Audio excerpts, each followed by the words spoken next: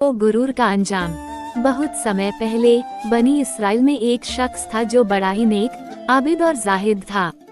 लोग उसकी बहुत इज्जत करते थे। लोगों में उसकी नेकी और पारसाई का बड़ा ही चर्चा था।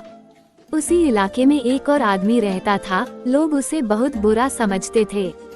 वह था ही ऐसा बदअमल और बद किरदार की कोई भी उसे अच्छा नहीं समझता था। एक दिन वो कहीं जा रहा था, तभी उसने देखा कि वो नेक आदमी एक मैदान में बैठा हुआ है। चारों तरफ धूप फैली हुई है, लेकिन बादल के एक टुकड़े ने उस नेक आदमी पर अपना साया बनाए रखा है। ये मंजर देखकर वह गुनाहगार शख्स बहुत शर्मसार हुआ और अपने गुनाहों पर बहुत पछताया। उसके दिल में ये ख्याल आया कि इतनी चिलचिलाती धूप में जहाँ दूर दूर तक कोई साया नहीं, बादल के इस टुकड़े ने सिर्फ उस नेक आदमी पर अपना साया कर रखा है। ये अल्लाह का नेक बंदा है, क्यों न मैं भी इसके बगल में बैठ जाऊं, शायद इसकी बरकत से अल्लाह मेरे गुनाहों को माफ कर दे। ये सोचकर वह गुनाहगार आदमी उस नेक आदमी के बगल में जाकर बैठ गया।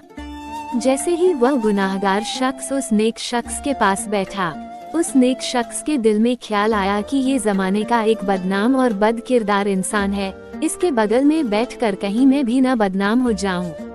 ये सोचकर उस नेक आदमी ने उस बुरे आदमी को उठा दिया और वहाँ से चले जाने को कहा। वह बुरा आदमी उठा और बिना कुछ कहे वहाँ से चला गया, लेकिन उसके साथ ही वह बादल का टुकड़ा भी चला गया और उसके सर पर साया करने लगा। उस वक्त के पैगंबर को वही आई कि उन दोनों लोगों से कहो कि फिर से नए सिरे से अपने अपने अमाल की इब्तिदा करें, क्योंकि उस बुरे इंसान की शर्मसारी और तौबा से खुश होकर हमने उसके सारे गुनाहों को माफ कर दिया है और उस नेक इंसान के गुरूर की वजह से हमने उसके सभी नेक अमालों को रद्द कर दिया। ये कहानी हमें जाते जाते ये संदेश देती है कि इंसान कितने ही नेक अमाल क्यों न कर ले, अगर उसमें गुरूर यानी घमंड है तो उसके नेक अमाल किसी काम के नहीं है। वो इंसान दुनिया में भी जलील होता है और आखिरत में भी उसका बुरा अंजाम होता है।